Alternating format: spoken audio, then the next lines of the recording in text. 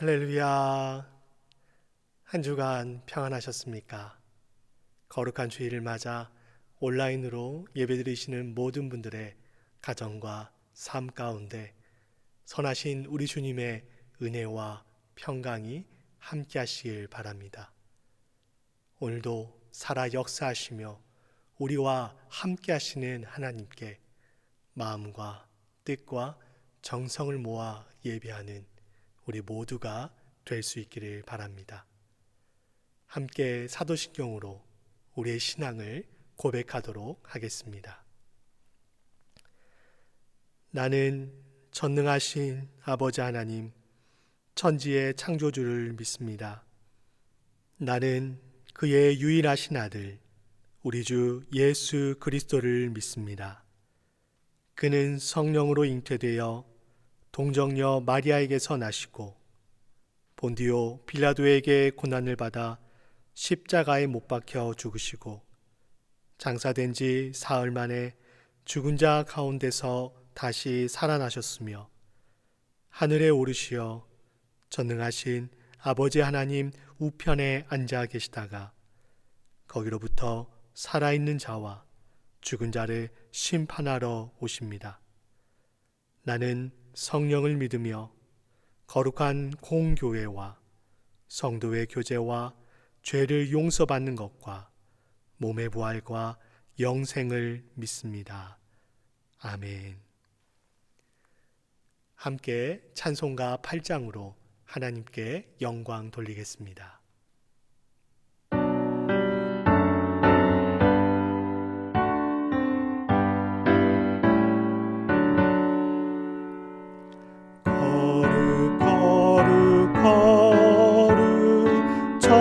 전능하신 주님, 이른 아침 우리 주를 찬송합니다. 거룩 자비하신 주님, 성삼위일체 우리 주로다. 거룩 주의 보좌 앞에 모든 성도 멸류관을 벗어드리네. 천군 천사 모두 주께 굴복하니 영원히 위에 계신 주로다. 거룩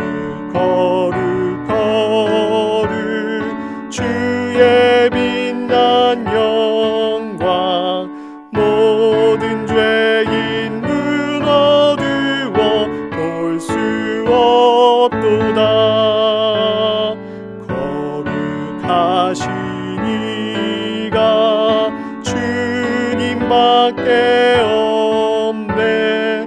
온전히 전능하신 주로다.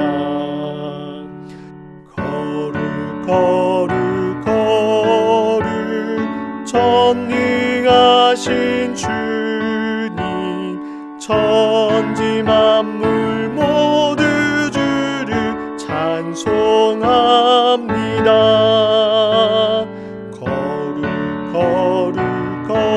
거룩 전능하신 주님, 성삼위일체 우리 주로다. 아멘. 하늘에서는 주 외에 누가 내게 있으리요? 땅에서는 주밖에 내가 사모할 이 없나이다. 내 육체와 마음은 쇠약하나 하나님은 내 마음의 반석이시요 영원한 분깃이시라. 하나님께 가까이함이 내게 복이라. 내가 주 여호와를 나의 피난처로 삼아 주의 모든 행적을 전파하리이다. 아멘. 하늘과 땅의 주인 되신 우리 하나님을 찬양합니다. 하나님 외에 이 땅에 저희가 사모하고 따를 분은 없음을 고백합니다. 저희의 육체와 마음은 쇠약하나 살아계신 우리 하나님은 영원하신 저희의 반석이시요 피난처가 되십니다. 이 시간 그 하나님을 바라보며 하나님께 가까이 나가기 원합니다. 주님의 품 안에 저희를 품어주시고 오직 주님만이 저희 인생의 주인이시며 피난처이심을 이 예배를 통해 다시 한번 깨닫고 고백하게 하여 주시옵소서. 그러한 은혜를 주실 하나님을 기대하며 전심으로 예배하는 저희들 되게 하여 주시고 그런 저희들의 예배를 기쁘게 흠양하여 주시옵소서. 우리의 구원자 되시는 예수 그리스도의 이름으로 기도하옵나이다. 아멘.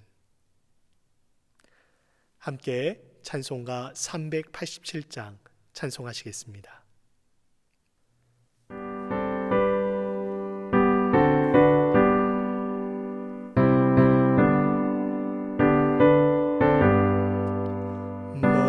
멀리 갔더니 처량하고 고나며 슬프고도 외로워 정처 없이 다니니 예수 예수 내 주여 지금 내게 오셔서 떠나가지 마시고 길이 함께 하소서.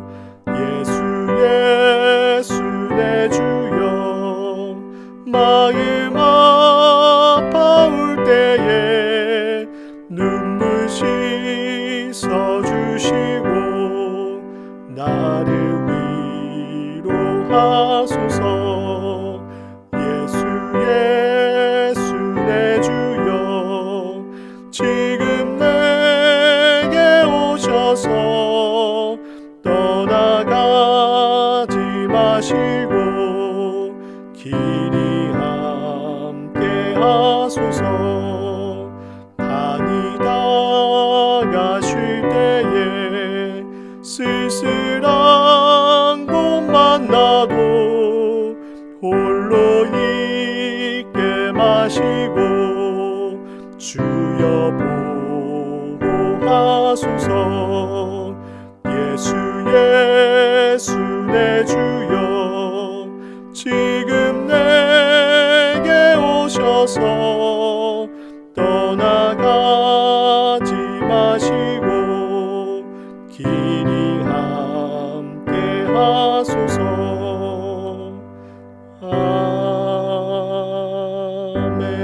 아멘. 죄악 덩어리로 죽을 수밖에 없는 저희들을 사랑하여 주셔서 독생자 예수 그리스도를 이 땅에 보내주시어 저희의 죄를 대신하여 십자가에 못 박혀 죽게 하시고 그 십자가의 사랑과 부활의 능력을 믿는 저희들을 의롭다 칭하여 주셔서 영생의 은혜를 주신 것 다시 한번 감사드립니다. 팬데믹 상황으로 모이는 교회로 모이지는 못하지만 여전히 각자의 초소에서 이렇게 온라인 예배로 예배 드릴 수 있는 은혜 주심 또한 감사드립니다. 예배를 통하여 저희들에게 주신 사명감을 다시 한번 일으켜 주시고 또 한 주를 살아갈 때 생명의 말씀이 되어 우리 삶에 주님 앞에 온전히 드려지는 저희 모두가 될 수 있게 성령이며 도와주시옵소서. 주님이 주신 2021년도 벌써 중반을 맞이하였습니다. 2021년 새해를 맞이하며 주님 앞에 결심했던 마음들을 다시 한번 점검하고 남은 후반기를 잘 마무리하는 저희들이 되게 하옵소서.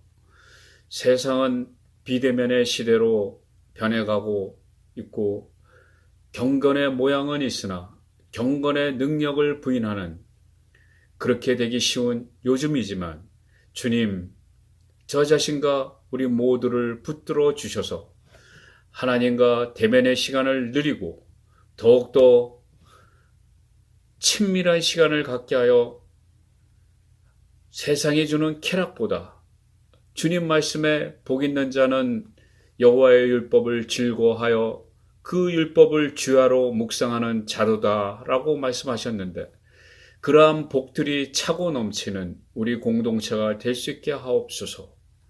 그러한 것을 훈련하기 위하여 진행하고 있는 제2기 묵상학교에 성령님의 감동이 더욱더 넘치게 하옵시고, 현재 줌으로 이루어지고 있는 우리 교회 각 구역 모임마다 사랑의 교제가 넘치게 하여시고 중보의 기도가 끊이지 않게 주님 도와주시옵소서. 유치부, 아동부, 여름 성경학교 준비하는 가정에 있사오니 잘 준비하여 은혜가 충만한 여름 성경학교가 되게 하옵시고, 이름도 없고 빛도 없이 구석구석에서 우리 공동체를 섬기기 위하여 땀 흘려 일하는 주님의 종들을 기억하여 주시고, 어제 교회 전체 방역을 위하여 수고하신 모든 분들에게 동일한 복을 허락하여 주시옵소서. 어머님의 소천에 슬픔에 빠져 있을 김현선 선교사님과 손 선교사님 가족 모두에게 하나님의 위로와 평강에 넘치게 하옵시고, 우리 교회의 환우님들과 연로하신 상록회 어르신들을 주님 기억하여 주시고, 비록 육신은 연약하나 속사람은 날로 강건해지는 그러한 복을 더욱더 허락하여 주시옵소서. 장 목사님 건강이 빨리 회복되게 하여 주심 또한 감사드립니다. 끝까지 잘 관리하셔서 모든 것이 다 정상이 될 수 있게 강건하게 하옵시고, 또 오늘 말씀을 전하시는 하나님 목사님, 말씀을 선포하실 때 성령의 충만함이 넘치게 하여 주시고 담대하게 하여 주시고, 말씀을 듣는 우리 모두에게는 은혜 충만한 시간 되게 하여 주시오길 간절히 바라오며, 이 모든 말씀을 우리를 죄에서 구원하신 예수 그리스도 이름 받들어 기도드립니다. 아멘.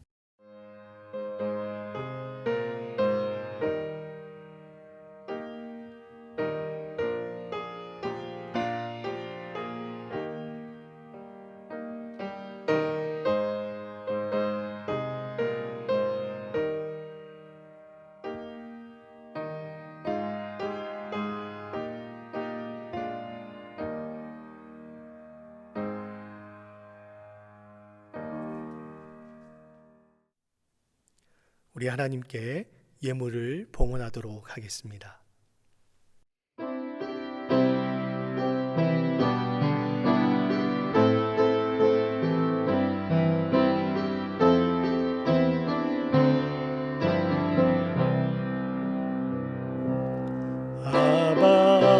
아버지, 나를 사랑하시니 나의 모든 것 주께 드려요.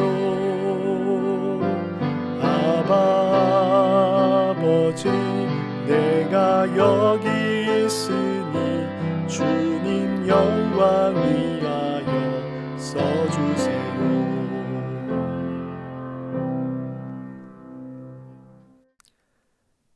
우리의 창조주 되시며 인생의 주관자가 되신 하나님, 무더위 가운데서도 은혜와 사랑으로 함께하여 주심을 감사드립니다. 그 마음을 모아 예물을 드리오니 기쁘게 이 예물을 흠양하여 주시옵소서. 주님께서 허락하신 삶의 자리에서 흘린 땀과 수고와 노력, 힘들고 어려웠지만 주님을 의지하며 나아갔던 저희들의 믿음 또한 기쁘게 받아주시기를 간구합니다. 삶 가운데 여러 가지 문제로 인해 근심 가운데 있는 성도들에게는 하나님께 문제를 맡길 수 있는 믿음을, 관계 문제로 힘들어하는 지체들에게는 관계 막힌 담이 허물어지는 역사를, 실패와 좌절 가운데 있는 지체들에게는 위로하심과 독수리 날개쳐 올라가듯 다시 일어날 수 있는 힘과 용기를, 육체적인 연약함 또 마음의 상처와 아픔으로 고통 가운데 있는 지체들에게는 하나님의 사랑과 치유하심의 은혜를, 경제적 어려움을 겪고 있는 지체들에게는 주님의 도우심의 은혜가 우리 이글스필드 모든 성도님의 가정과 직장과 사업장에 가득 넘치게 하여 주시옵소서. 감사드리며 예수 그리스도의 이름으로 기도하옵나이다. 아멘. 교회 소식을 알려드리겠습니다. 온타리오 정부의 리오프닝 지침에 따라서 향후 공지가 있을 때까지는 주일과 수요 예배는 온라인으로 드립니다. 헌금 방법을 안내해 드리겠습니다.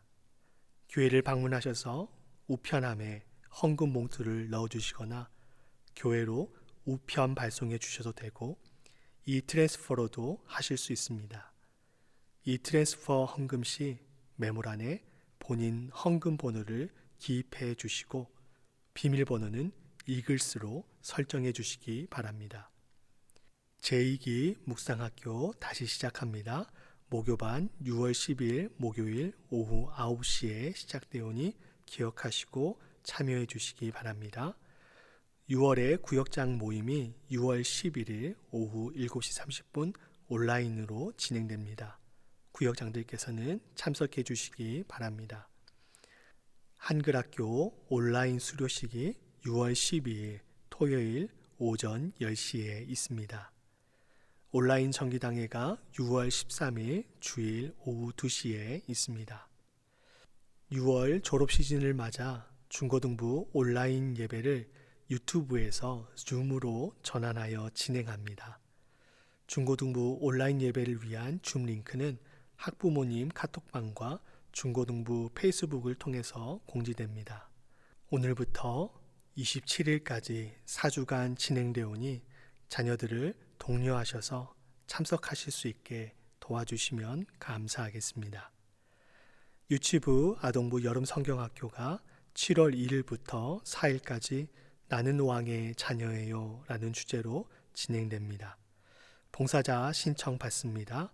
오늘 마감하오니 봉사자로 섬기시기 원하시는 분들은 오늘까지 신청해 주시면 감사하겠습니다. 교회 주소록을 제작하고자 합니다. 전화번호, 주소, 사진, 영문 이름 등 수정사항이 있으신 분들은 구역장들에게 또는 안내해드린 이메일로 보내주시면 감사하겠습니다. 위로해 주시기 바랍니다. 손건현 선교사님의 어머니께서 한국에서 소천되셨습니다. 어머니를 떠나보내신 선교사님과 유가족들을 위해 그리고 장례를 위해서 함께 기도해 주시기를 부탁드립니다. 이번 주 묵상 본문을 안내해 드립니다. 매일매일 살아계신 하나님의 말씀을 읽고 묵상하며 그 말씀을 따라 사는 이글스필드 모든 교우들이 될 수 있기를 바랍니다. 함께 기도하시겠습니다. 살아계신 하나님, 이제 하나님의 말씀 앞으로 나가고자 합니다. 하나님의 말씀을 읽고 들을 때 성령님 조명하여 주셔서 주님의 말씀을 밝히 깨달아 알게 하여 주시옵소서.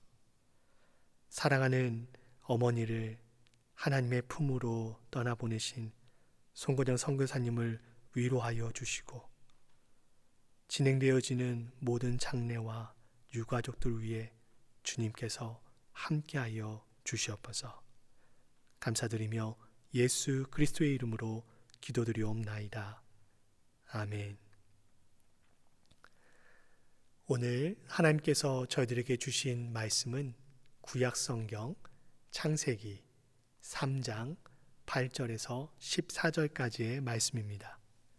구약성경 창세기 3장 8절에서 14절 말씀입니다. 제가 말씀을 읽도록 하겠습니다. 그들이 그날 바람이 불 때 동산에 거니시는 여호와 하나님의 소리를 듣고 아담과 그의 아내가 여호와 하나님의 낯을 피하여 동산 나무 사이에 숨은지라. 여호와 하나님이 아담을 부르시며 그에게 이르시되 내가 어디 있느냐? 이르되 내가 동산에서 하나님의 소리를 듣고 내가 벗었으므로 두려워하여 숨었나이다. 이르시되 누가 너의 벗었음을 내게 알렸느냐? 내가 내게 먹지 말라 명한 그 나무 열매를 내가 먹었느냐? 아담이 이르되 하나님이 주셔서 나와 함께 있게 하신 여자 그가 그 나무 열매를 내게 주므로 내가 먹었나이다. 여호와 하나님이 여자에게 이르시되 내가 어찌하여 이렇게 하였느냐? 여자가 이르되 뱀이 나를 꿰므로 내가 먹었나이다. 여호와 하나님이 뱀에게 이르시되 내가 이렇게 하였으니 내가 모든 가축과 들의 모든 짐승보다 더욱 저주를 받아 배로 다니고 살아있는 동안 흙을 먹을지니라. 아멘. 오늘 본문은 우리가 익히 잘 알고 있는 인간이 하나님 앞에 최초로 죄를 범한 장면입니다. 여느 날처럼 동산을 거닐던 여자 앞에 뱀이 나타났습니다. 여자 앞에 나타난 뱀은 하나님이 참으로 너희에게 동산 모든 나무의 열매를 먹지 말라 하시더냐라고 묻습니다. 여자가 답하지요. 동산에 있는 나무의 열매를 우리가 모두 먹을 수는 있지만 동산 중앙에 있는 나무의 열매는 하나님이 너희는 먹지도 말고 만지지도 말아라. 너희가 죽을 것이다 라고 말했습니다. 이때를 놓치지 않고 뱀이 말하죠. 아니다. 너희가 결코 죽지 않을 것이다. 오히려 너희가 그것을 먹으면 눈이 밝아져서 하나님과 같이 되어서 선과 악을 알게 될 것이다. 그래서 하나님께서 너희더러 그것을 먹지 말라고 하신 거야 라고 하면서 여자의 마음을 흔들기 시작했습니다.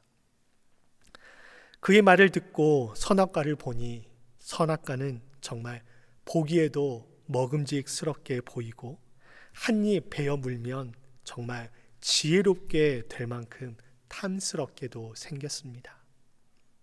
그래서 여자는 그것을 따먹고 자기와 함께 있는 남편 아담에게도 그것을 주어 먹게 했습니다. 선악과를 먹자 어떤 일이 벌어졌습니까? 그들의 눈이 밝아져 자기들이 벗은 줄을 알고 무화과 나뭇잎을 엮어 치마로 만들어 입었습니다. 선악과를 먹기 이전에는 어땠습니까? 창세기 2장 25절에 의하면 이들은 서로 부끄러워하지 않았다라고 기록하고 있습니다. 선악과를 먹기 이전에 두 사람은 벌거벗은 것이 전혀 부끄럽지 않았습니다. 하지만 이제는 벌거벗고 있는 것이 부끄러움, 수치로 여겨졌습니다. 그래서 무화과 나뭇잎을 엮어다가 치마를 만들어 그 수치를 가렸던 것입니다.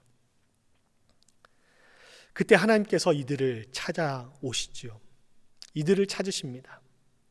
동산을 거니시던 하나님의 소리가 들렸습니다. 그 소리를 듣고 아담과 그의 아내가 하나님의 낯을 피해 동산 나무에 숨었습니다.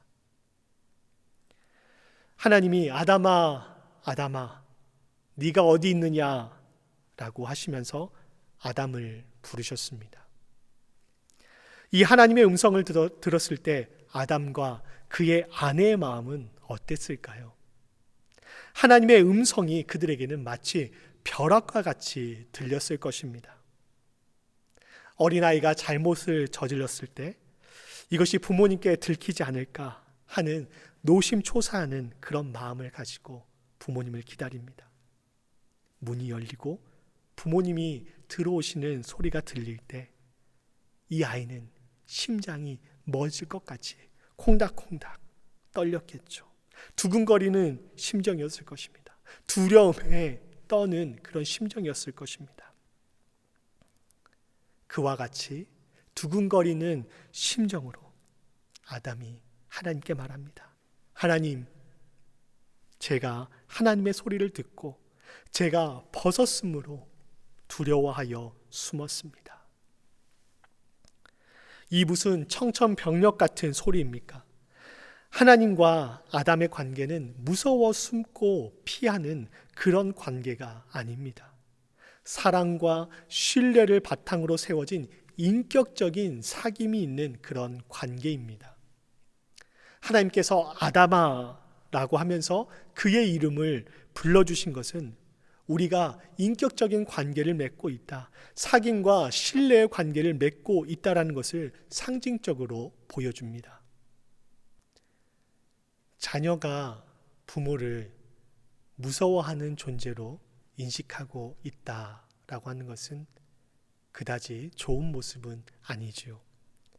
자녀가 부모를 존중하는 의미에서 무서워하고 두려워할 수는 있겠지만 자녀에게 있어서 부모는 언제나 자신의 어려움을 마음 터놓고 이야기하고 때로는 자신의 잘못까지도 스스럼 없이 말하고 언제든지 의지할 수 있는 그런 신뢰와 사랑의 관계가 되어야 합니다.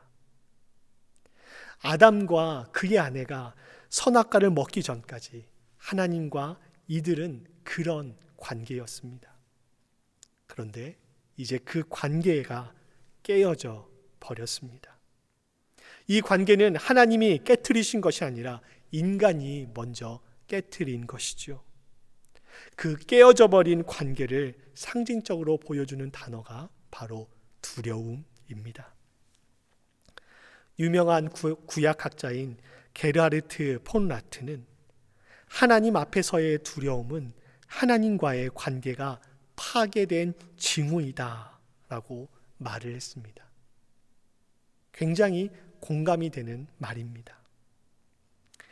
이사야 11장을 보면 메시아 왕국에 대한 말씀을 다루고 있습니다.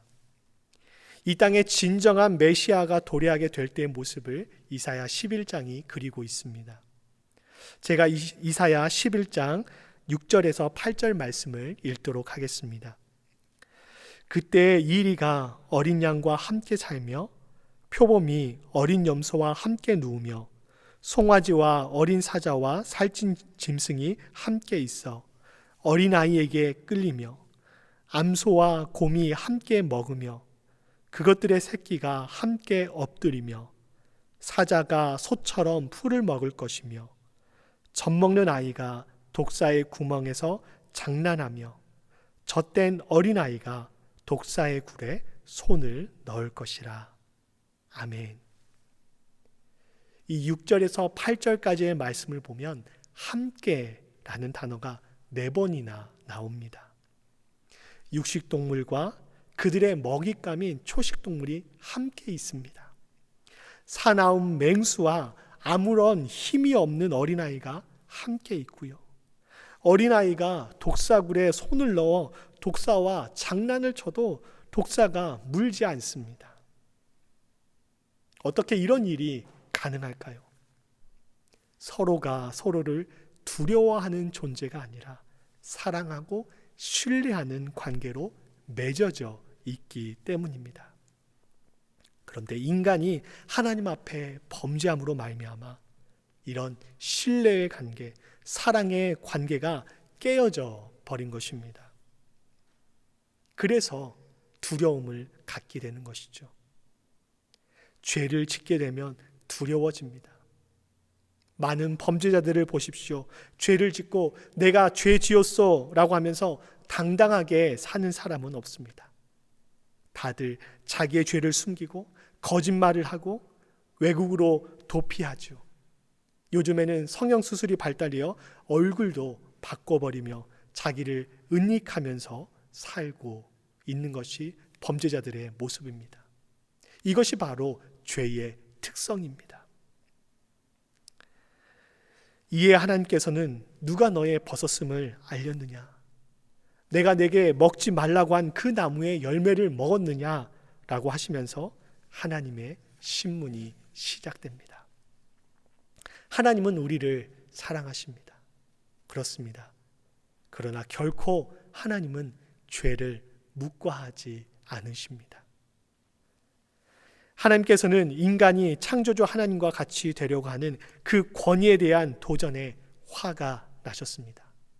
선악과를 먹은 것은 하나님에 대한 권위에 대한 도전인 것이죠.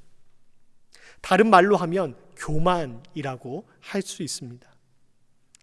교만은 우리 기독교 신앙을 흔들고 무너뜨리는 가장 강력한 무기 중 하나입니다. 잠언 16장 18절은 교만은 패망의 선봉이요 거만한 마음은 넘어짐의 앞잡이라고 말씀하고 있습니다. 피조물인 우리 인간이 창조주이신 하나님과 같아지려고 하는 것이 바로 교만입니다. 아담과 그의 아내는 그러한 목적을 가지고 하나님께서 먹지 말라고 하신 선악과 열매를 따먹은 것입니다. 그런데 이러한 모습은 우리의 구원자 되시는 예수님과 전혀 상반되는 모습입니다. 예수님은 근본 하나님의 본체시나 하나님과 동등됨을 취하지 아니하시고 연약한 우리 인간을 구원하시기 위해 인간의 몸을 입고 친히 이 땅에 내려오셨습니다. 바로 겸손의 모습 그 자체입니다. 뿐만 아니라 자신을 대속물로 내어주심으로 말미암아 우리 인간을 구원해 주셨죠. 반면 사탄은 어떤 존재입니까? 구약성경 이사야 14장은 교만한 바벨론 왕에 대한 메시지를 다루고 있습니다. 하지만 초대교회의 교부들은 이 말씀을 사탄과 관련해서 해석을 하였습니다. 교부들의 이러한 해석은 요한계시록에서 바벨론을 악한 세력, 사탄의 세력을 형상화할 때 빗대어 사용했다라는 점에서 충분히 설득력이 있다고 할 수 있습니다. 이사야 14장 12절부터 15절 말씀입니다. 너 아침의 아들 계명성이여 어찌 그리 하늘에서 떨어졌으며 너 열국을 엎은 자여 어찌 그리 땅에 찍혔는고 내가 내 마음에 이르기를 내가 하늘에 올라 하나님의 무별 위에 내 자리를 높이리라. 내가 북극 지폐의 산 위에 앉으리라. 가장 높은 구름에 올라가 지극히 높은 이와 같아지리라 하는도다. 그러나 이제 내가 스올 곧 구렁이 맨 밑에 떨어짐을 당하리로다. 아멘. 교부들의 해석을 빌려와 오늘 말씀을 본다면 사단은 하나님과 같이 되려고 했던 존재였습니다. 그리고 이러한 사탄은 하나님과 같이 되려고 했던 자신의 그 욕망을 아담과 여자에게 불어 넣었던 것입니다. 누가 너의 헐벗음을 알게 했으며 내가 선악과를 먹었느냐라고 하는 하나님의 이 신문에 아담이 뭐라고 답을 합니까? 하나님이 주셔서 나와 함께 있게 하신 여자가 저에게 열매를 주어서 제가 먹었습니다 라고 답을 하지요. 아담은 우선 이 책임을 하나님에게 돌립니다. 하나님이 주셔서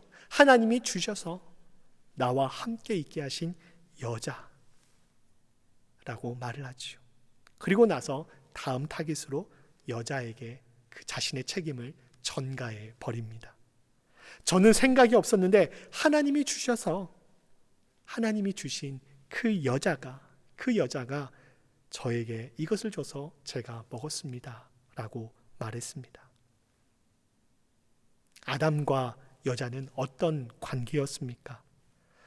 아담이 처음 여자를 보고 뭐라고 말했습니까? 이는 내 뼈 중에 뼈요 살 중에 살이라 이렇게 말했습니다. 다른 말로 하면 너는 나다. 나와 동일한 존재다. 같은 존재이다. 라고 말한 것이죠. 그리고 이들은 서로 벗었으나 부끄러움이 없는 존재였으며 서로의 부족함과 연약함을 채워주는 그런 서로 돕는 그런 배필이었습니다. 그러나 죄가 그들 안에 들어오자 아담이 자신의 죄의 책임을 여자에게 전가시켜 버렸습니다. 이건 전부 제 옆에 있는 이 여자의 책임입니다. 라고 하면서 무책임한 모습을 보였던 것이지요. 사랑과 신뢰의 관계가 이제는 잘잘못을 추궁하는 그런 비참한 관계로 전락해 버린 것입니다. 이어서 하나님께서는 여자에게 묻지요. 여자는 뱀이 저를 꿰어서 제가 먹었습니다. 라고 답합니다. 뱀은 참으로 듣기 좋은 말로 여자를 유혹했습니다. 이걸 먹으면 너희가 절대 죽지 않을 거야. 너희가 하나님과 같이 될 거야. 선악을 알게 될 거야. 라고 하면서 하나님의 말씀을 비틀고 또 꼬아서 여자를 유혹했습니다. 종교개혁가 마르틴 루터는 가장 나쁜 거짓말은 진리와 가까운 것과 같은 거짓말이다 라고 말했습니다. 가장 나쁜 거짓말은 진리와 가까운 것과 같은 거짓말이다. 너무나 공감이 되지 않으십니까? 하나님께서 이 열매를 먹으면 반드시 죽을 것이다 라고 하셨는데 사단은 결코 죽지 않을 거야 라고 하면서 그 말씀을 꽈 버렸습니다. 사단은 이처럼 우리를 유혹하고 속임으로 말미암아 결국 하나님과 우리의 관계를 갈라놓으려고 하는 그런 악한 존재입니다. 여기서도 확인할 수 있듯이 여자 안에 죄가 들어옴으로 인해서 그녀 역시 자신의 죄의 책임을 누구에게 전가시켜 버렸습니까?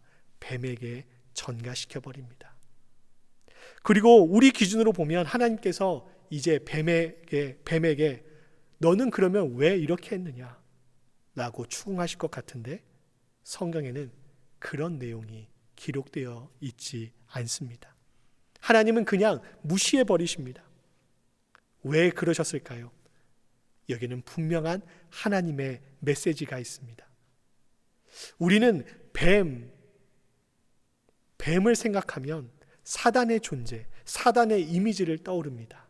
사단의 대리인으로서 생각하는 그런 경향들이 많이 있습니다. 그러나 하나님께서는 오늘 본문에서 뱀은 그런 존재가 아니라 그저 내가 만든 피조물에 불과한 존재라고 치부해 버리신 것입니다. 너의 변명이나 설명을 들을 이유가 없다라고 말씀하시는 것과 같은 것이죠. 그리고 이제 하나님의 심판이 시작됩니다. 하나님은 먼저 뱀을 심판하십니다. 뱀은 여자의 원수가 되어 산날 동안 흙을 먹고 배로 기어다니며 여자의 후손에게 머리를 짓밟히게 될 것이다라고 하나님은 말씀하십니다. 여기에서 여자의 후손은 궁극적으로 예수 그리스도를 상징합니다. 이것을 신학적으로는 원시 복음이라고 말합니다.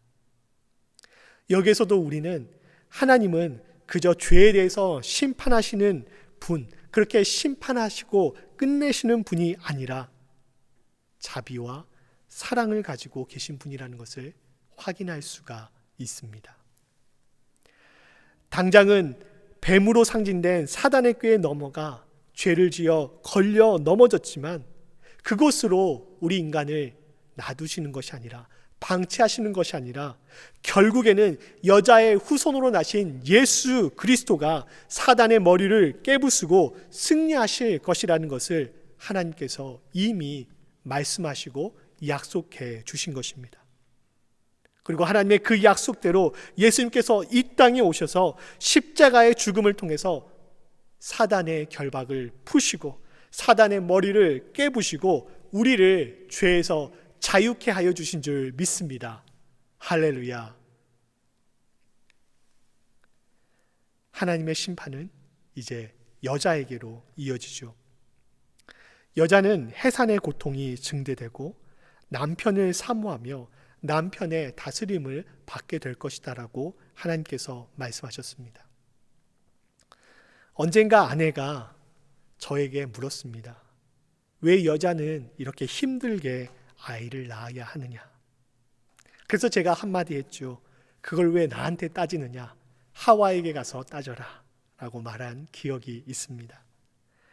인간의 범죄함으로 말미암아 여자는 출산의 고통이 가중되었습니다. 뿐만 아니라 서로 이해하고 존중하며 돕는 배필로서 동등한 관계에 있었던 남편과의 관계가 마치 주종의 관계, 종속과 다스림의 관계로 변질되어 버리게 됩니다. 그 증거가 아담이 여자의 이름을, 자신과 함께하는 아내의 이름을 하와라고 짓는 장면에서 드러나게 됩니다. 고대 사회에서 이름을 지어준다라고 하는 것은 이름을 지어준 사람의 지배 가운데 있다. 그 지배 아래, 그의 영향력 아래 있다라는 것을 뜻합니다. 아담이 자신과 함께하는 돕는 배필로서 있었던 그 아내의 이름을 하와라고 이름을 지어주면서 하와를 지배하려고 하는 의도를 비춘 것이죠. 아름다웠던 관계, 동등했던 관계, 서로 돕는 배필이었던 그 관계가 죄 때문에 이제는 틀어지고 변질되어 버린 것입니다. 이어서 남자가 심판을 받습니다. 어떤 심판을 받았습니까? 우선 아담으로 말미암아 땅이 저주를 받게 됩니다. 인간의 죄가 자연 생태계에까지 영향을 끼치게 된 것입니다.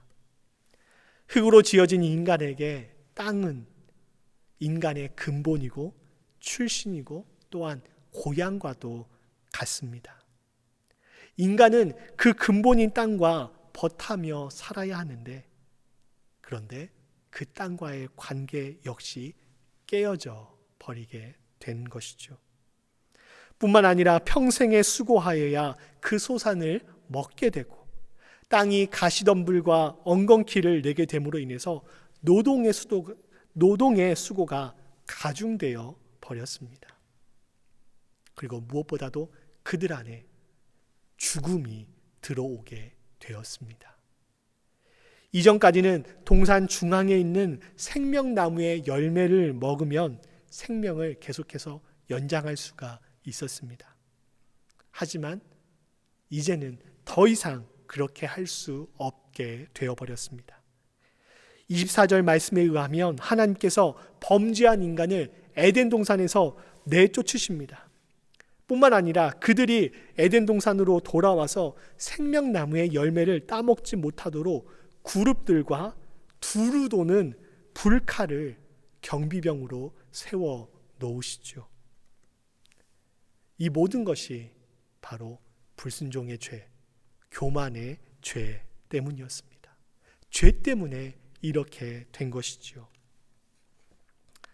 그런데 이런 하나님의 심판 속에서도 하나님의 은혜가 들어가 있습니다. 선악과 열매를 먹으면 하나님께서는 반드시 죽을 것이다 말씀하셨지요. 그렇지만 그들을 바로 죽이시지 않으십니다. 그들의 죽음을 유보시켜 주십니다. 창세기 5장을 보면 아담과 하와가 130세에 이제 셋을 낳고 셋을 낳은 후에 800년을 지내며 자녀를 낳았다라고 성경은 이렇게 기록하고 있습니다. 지금 당장 죽어 마땅하지만 하나님께서는 그들에게 최소 800년 이상의 삶을 보장해 주신 것입니다. 뿐만 아니라 아담과 하와는 자신의 수치를 가리기 위해서 무화과 나뭇잎을 엮어 치마를 만들어 입었습니다. 그러나 무화과 나뭇잎으로 만든 이 치마는 곧 시들어버리는 일시적이고 한시적인 것이죠. 인간이 아무리 우리의 죄의 수치를 가리려고 해도 그것은 일시적이고 한시적일 수밖에 없습니다. 그래서 하나님께서는 이들에게 그들의 수치를 가릴 수 있도록 가죽옷을 지어서 주셨습니다. 가죽옷을 지어서 주셨다라고 하는 것은 에덴 동산에 어떤 동물을 죽였다라는 것을 의미합니다. 에덴 동산을 보시며 하나님께서는 보시기에 심히 좋았다라고 말씀하셨죠. 그렇게 말씀하신 자신의 그 피조물 중 일부를 아담과 하와를 위해서 잡으신 것입니다. 그리고 이것은 훗날 예수 그리스도의 십자가의 사랑으로까지 이어지게 되는 것을 우리는 알고 있습니다. 하나님은 자신의 자녀들인 우리의 수치를 해결하시기 위해서 우리의 수치를 그냥 방치해 두신 것이 아니라 자신의 아들 독생자 예수 그리스도까지 기꺼이 내어주시는 풍성하신 사랑으로 가득한 분이십니다. 우리의 수치는 오직 우리의 구원자 되시는 예수 그리스도를 통해서만 해결될 수 있습니다. 그 수치를 가리울 수 있는 것이죠. 예수 그리스도의 그 십자가의 사랑을 통해서만 우리의 수치를 가릴 수 있습니다. 오늘 첫 인간인 아담과 하와의 불순종은 우리 인간의 연약함을 상징적으로 보여준다라고 할 수 있습니다. 그리고 그 가운데 베풀어 주신 하나님의 관용과 사랑, 즉 가죽옷은 우리의 불순종에도 불구하고 하나님께서 우리를 얼마나 사랑하시고 아끼고 계시는지를 보여주고 있습니다. 인간이 하나님께 범죄함으로 말미암아 신뢰와 사랑의 관계로 묶여졌던 하나님과 인간, 그리고 인간과 인간, 또 인간과 자연의 관계가 깨어져 버렸습니다. 이것을 다시 회복시킬 수 있는 것은 앞서 말씀드린 것처럼 이사야 11장의 메시아, 그 메시아 왕국의 모습처럼 우리의 진정한 메시아, 우리의 구원자 되시는 예수 그리스도를 통해서만 가능한 줄 믿습니다. 신약성경 고린도후서 5장 18절은 다음과 같이 말씀합니다.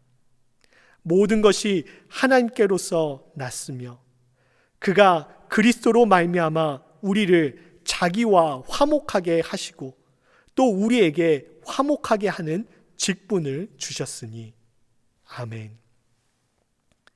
하나님과 깨어진 관계는 오직 예수 그리스도를 통해서만 다시 회복될 수 있습니다. 그분의 십자가의 죽음을 나의 죽음으로, 그분의 부활을 나의 부활로, 그분이 나의 구원자이심을 고백하는 사람은 하나님과 화목하게 될 수 있습니다. 하나님과 화목하게 되시는 여러분들이 될 수 있기를 주님의 이름으로 축원드립니다.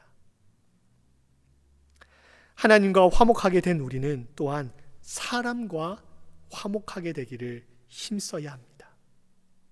하나님께서는 앞서 읽은 고린도후서 5장 18절 말씀처럼 우리에게 화목하게 하는 직분을 주셨습니다. 우리는 화목하게 하는 사람, 평화를 만드는 사람, 피스메이커가 되어야 합니다. 밤에 자기 전에 딸 아이의 머리에 손을 얹고 기도해 줄 때 제가 빠지지 않고 하는 기도가 바로 이 기도입니다. 저희 딸이 어디를 가든지 저희 딸로 말미암아 그곳에 사랑이 넘치고 행복이 넘치고 평화가 넘치게 해달라고, 그렇게 저희 딸이 화평을 만드는 사람이 되게 해달라고 하나님께 기도합니다. 하나님은 저와 우리 모두를 화목하게 만드는 사람으로 부르셨습니다. 어디를 가든지 누구를 만나든지 그곳을 화목하게 만들기를 힘쓰는 우리 모두가 될 수 있기를 바랍니다. 나아가 상하관계, 종속관계가 너무나 당연시되고 있는 이 세상에서 에덴 동산에서의 신뢰의 관계, 평등의 관계, 서로를 존중하고 이해하고 돕는 배필이었던 그러한 관계를 회복하기 위해서 우리의 가정과 직장과 사업장과 우리 교회, 내가 만나는 사람들과 그런 관계를 만들도록 노력할 수 있는 우리가 되었으면 좋겠습니다. 마지막으로 우리가 살고 있는 자연과의 관계를 회복하기 위해서 힘써야 하겠습니다. 죄로 인해 자연과 인간과의 관계도 파괴되었습니다. 우리가 마주하고 있는 이상기온과 같은 기후변화, 동물의 멸종, 미세 플라스틱으로 가득 찬 바다, 이런 것들은 전부 우리 인간의 죄악으로 인한 결과입니다. 로마서 8장 19절에서는 피조물들이 하나님의 아들들을 기다린다라고 말씀하고 있습니다. 우리의 죄로 인해 깨어져 버리고 병들어 버린 관계 회복을 위해서 우리는 피조 세계를 돌봐야 합니다. 그것이 하나님께서 우리에게 바라시는 것들이며 또한 피조 세계가 우리에게 바라는 것들입니다. 죄의 결과로 인해 하나님과 인간, 인간과 인간, 자연과 인간과의 관계가 모두 뒤틀려 버리고 깨어져 버렸습니다. 그리고 그 관계를 회복하기 위해 하나님께서 독생자 예수 그리스도를 우리에게 보내주셨습니다. 하나님께서 먼저 우리에게, 자격 없는 우리에게, 조건 없는 우리에게 손을 내밀어 주신 것입니다. 하나님께서 먼저 내밀어 주신 그 손을 붙잡고 이제는 나와 가족, 나와 이웃과의 관계, 그리고 더 나아가 나와 자연과의 관계까지 회복하고자 노력하는 하나님의 거룩한 백성들이 될 수 있기를 주님의 이름으로 축원드립니다. 함께 기도하시겠습니다.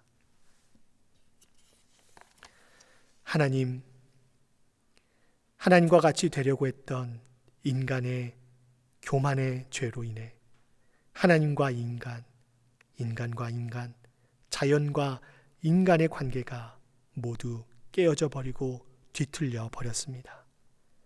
그러나 하나님은 이를 방치하지 않으시고 예수 그리스도를 보내주셨고 예수 그리스도의 겸손과 사랑과 희생으로 말미암아 하나님과 저희의 관계가 화목하게 되었습니다.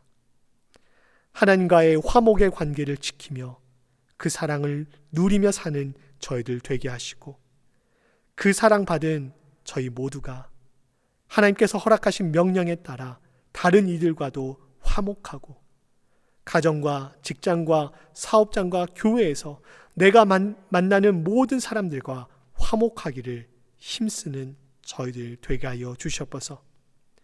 그리고 그러한 모습이 하나님의 아들들이 나타나기를 바라며 비명을 지르고 있는 피조물의 관계까지 이어지게 하여 주시옵소서. 그리고 그 모든 순간과 가정 가운데 성령 하나님 함께하여 주셔서 저희의 힘으로가 아닌 성령의 힘으로 그 모든 일들을 감당하며 나아가는 저희들 되게 하여 주시옵소서. 감사드리며 예수 그리스도의 이름으로 기도하옵나이다. 아멘. 우리 말씀을 생각하시면서 찬송가 321장 찬송하시겠습니다.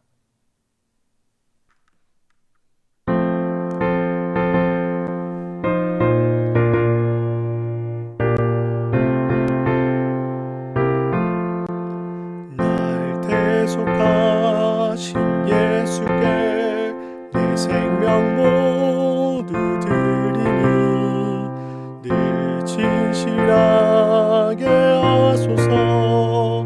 내 구주 예수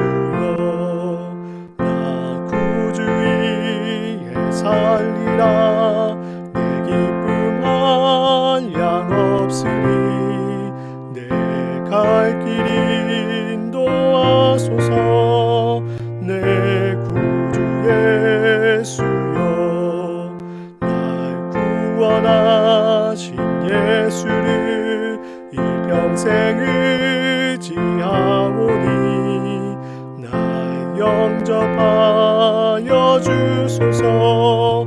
내 구주 예수여, 나 구주 위에 살리라.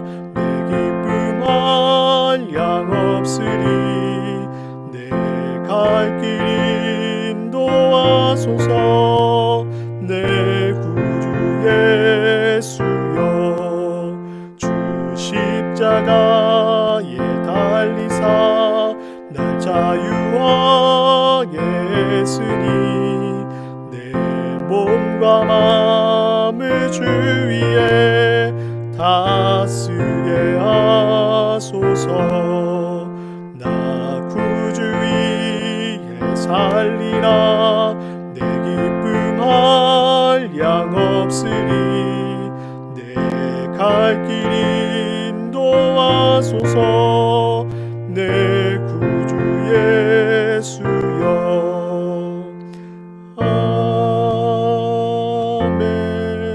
아멘. 함께 기도하시겠습니다. 이제는 우리 구주 예수 그리스도의 은혜와 하나님 아버지의 크신 사랑하심과 성령님의 감화감동 역사하심의 은혜가 예수 그리스도의 십자가의 사랑으로 말미암아 회복되어진 하나님과의 관계를 더욱 견고히 하고 어디를 가든지 화평을 만들며 하나님의 아들을 기다리는 피조 세계를 돌보며 살기를 결단하는 이기스필드 모든 가족들 위해 이제로부터 영원까지 함께 하시기를 간절히 축원하옵나이다. 아멘.